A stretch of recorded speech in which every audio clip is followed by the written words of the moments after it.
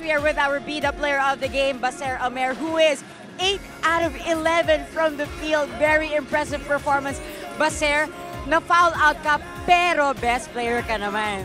So okay na.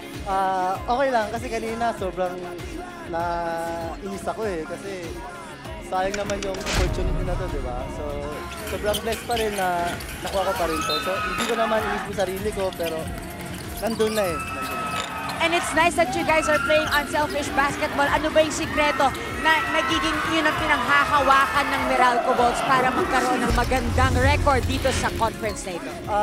Sabi lang ni Coach is kailangan namin manalo today's game kasi if manalo kami isang beses or dalawa, pasok na kami sa twice to beat. So which is advantage sa amin yun.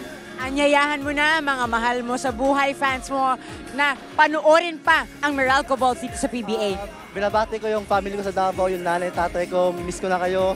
Si Justin, si Kyrie, yung De Leon, Balgan family, Africa, Tugati, and yung Nike family, si John Buscado, tsaka si Roel. Dun lang. Ayan. Maraming salamat and congratulations, Baser Amer.